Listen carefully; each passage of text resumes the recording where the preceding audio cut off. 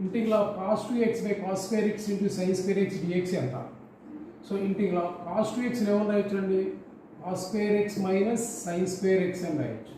Whole by cos square x into sin square x into dx. దీన్ని split చేయొచ్చు కదండి. cos square x కింద రాయొచ్చా? cos square by cos square x by cos square x into sin square x అని రాసుకోవచ్చా? Into dx.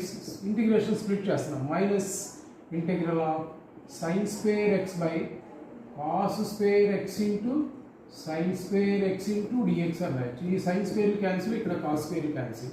1 by sin square అంటే ఎంత అండి? cosecant square x into dx minus 1 by cos square x అంటే ఎంత అండి? secant square x into dx. Integral of cosecant square x అంటే minus cot x minus integral of secant square x అంటే tan x. ఫైనల్గా ఒక integral constant. So first option చూడండి answer ఉంది.